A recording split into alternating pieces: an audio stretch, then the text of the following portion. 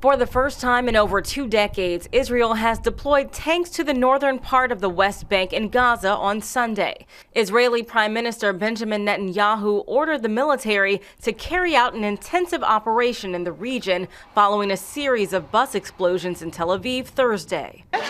Israel's defense minister Israel Katz said some 40,000 Palestinian refugees had already fled the area.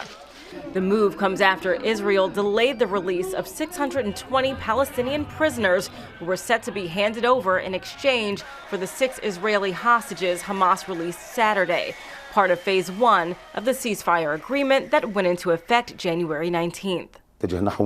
Since the early stages, we were afraid that Israel will not stick to this deal. Yesterday, what Israel did is not acceptable by the mediators. In a statement, Netanyahu's office says it's waiting to release the Palestinian detainees until Hamas agrees to stop the, quote, humiliating ceremonies forcing hostages to appear on stage before being handed over to their families.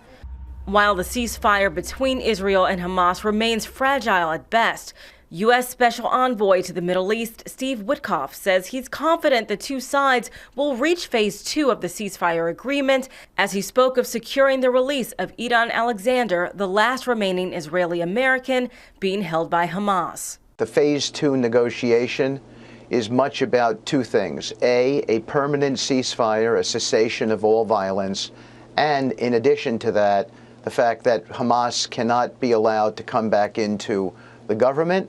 Senator Chris Van Hollen says getting to Phase 2 is a good thing. However, he did not disavow this outrageous idea that Donald Trump put on the table of cleaning out 2 million Gazans. That is ethnic cleansing by another name.